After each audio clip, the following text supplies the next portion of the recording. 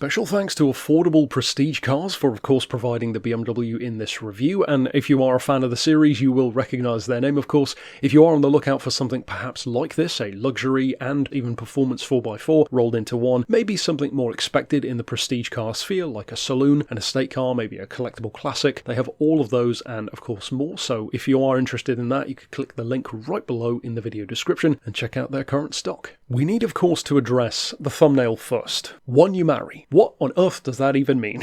Well, that was kind of the point of why I put it there. Not only is it eye-catching, but to me that is actually the way I would describe how I feel about this car. Because being as this one is a 2016 in particular BMW X5, which means it's an F15 generation version, and it ran of course from 2013 to 2018 in this particular form. So what do I mean with that thumbnail? Well, to me, we live in a day and age, especially now, when vehicles are somehow, and this is quite the dichotomy actually, simultaneously full of gimmicks. There are so many bells and whistles and crazy things and insane colours and crazy lap times, and it seems like every vehicle from some new random Chinese manufacturer is breaking a lap record somewhere. Some brand that used to make, I don't know, classic Grand Prix cars is now making electric hot hatches. Left, right and centre, there are so many gimmicks happening, and yet simultaneously there's very little soul in many of these cars. And the obvious answer is that many are electric, but it goes beyond that. Even the ones which aren't electric kind of look like they should be, and vehicles are simultaneously more gimmicky than ever, and yet kind of less personal, less individual, less unique, and less interesting. In other words, when you compare a vehicle which does have all of the bells and whistles to something which is more traditionally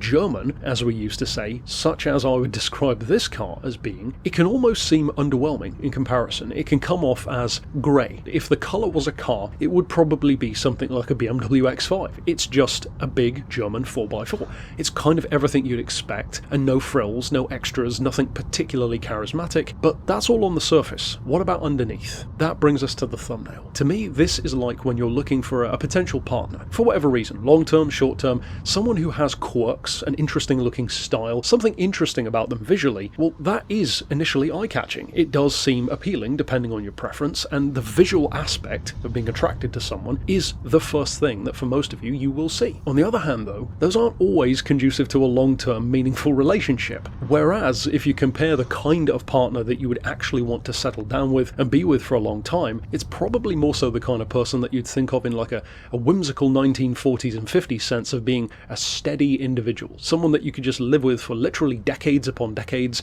and have plenty of fun and a great life, but they might not initially have the wow factor. That is exactly what I feel about this car. See, BMWs, and you can see this from my past reviews, they have this long-standing tradition almost of not really being cars that I care to drive that much. I'm not really a Beamer guy, and yet I find myself consistently impressed by what they can do. But here's the interesting caveat. It's always the diesels. The petrol ones are fine. You know, M2, M4, they are fun vehicles, but it's always the diesels that really impress me the most. High-performance diesels were the rage for a while, and that in itself has kind of gone away for the most part now, which I really do lament. I'm a huge fan of fast diesels. In the case of this particular car, it's a prime example of that. Despite being just about a decade old, depending on the model year you go for, this definitely pushed that diesel gimmick in, I would say, the way it should be pushed. It was a bit more restrained than something like the SUV I used to have, the V10 engine diesel Touareg, which was an absolute gimmick, but I loved it for it. And this is a bit more expected, a bit more sensible, but what it can do really does prove that diesel was cut short way before its time. Because consider this,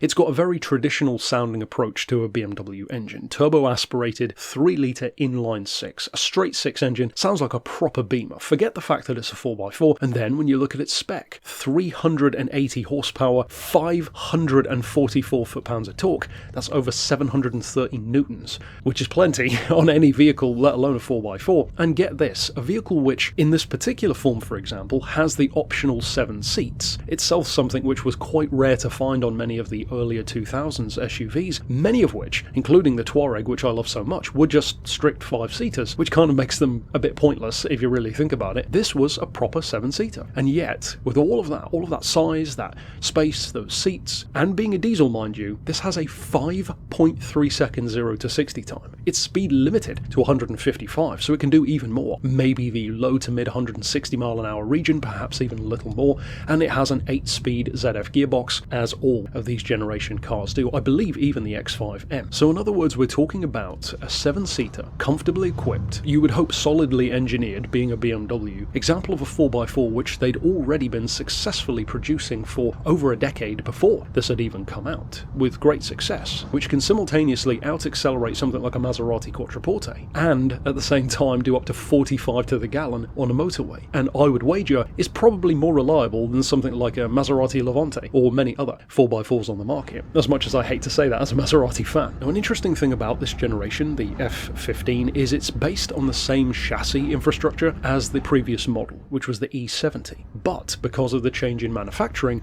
it actually weighs less. They use lighter weight construction materials, both inside and out, to save about 90 or so kilos over whichever version of the equivalent car was from the previous gen. So whichever engine you choose, it's about 90 or so kilos than what that one would have been last time around. In terms of space, well, that's a fascinating one to me, and this is another thing which is quite refreshing, particularly if you live here in the UK or anywhere in, Europe, or pretty much anywhere on the planet with old school roads that aren't as big, where this really will be an advantage. This car, particularly for example when you see it on the forecourt at affordable prestige, lined up next to Range Rovers, some older, some newer, even something like a truck like a Mitsubishi L200 or a Nissan Navara, this actually looks almost modest in size compared to them. In fact, it was smaller and lower to the ground than many of those vehicles next to it, and yet when you see in particular for me the first generation X5, it looks like a huge car, but it kind of just isn't. SUVs and 4x4s have gotten so big over the years. Just look at the latest, Cybertruck or that GMC Hummer. They are enormous vehicles now, and as much as I love that, it can be a bit cumbersome for some drivers, some roads, and some circumstances. In the case of this though, it's actually quite reasonably proportioned. It's 76 inches wide, which really isn't that crazy. It's only 70 inches tall at the roof, and it's only 192 inches long, which in other words in every way is not that crazy. And even in terms of weight, it's a good 200, 300, 400 kilos lighter than many Range Rovers, Cayennes, Tuaregs, and various other rivals. Why am I bringing all of this up though? Is it just about parking in Tesco's? Well, actually no. This is one of the crucial things which I think is really good about this car. And again, this is coming from someone who is not a particular fan of the X5. To me, the first generation was a really striking looking car, but I kind of lost interest, to be honest, ever since. The reason why this one brought me back though, and actually won me over, is because of that advantage. Because it sits a little lower, it's not quite as wide, it's not quite as long, and it certainly isn't as heavy. Plus, being BMW who's building it, and of course the fact that it is the M50d, so it's the performance version, it feels more like a car than a 4x4. And that is something which I've referenced here and there with other vehicles as well. But when you can find a 4x4 that feels like that, unless you're just buying it, as a regular family car, but if you are looking for something and you are more of a petrol head, more of a motoring fan, you like those kind of sportier dynamics and better cornering, this is the kind of vehicle which I think will very quickly win you over. Because gone is that typical kind of top-heavy feeling that some 4x4s can have. It doesn't feel wallowy at all. The responsiveness, of course, majorly because of that torque from the M50d spec engine, it's instant. It has this relentless acceleration. And one of the things I really like about the power and torque delivery, in particular this is an N57S engine incidentally, is that the power band hands off the baton between torque and power seamlessly. It feels fantastic on acceleration, and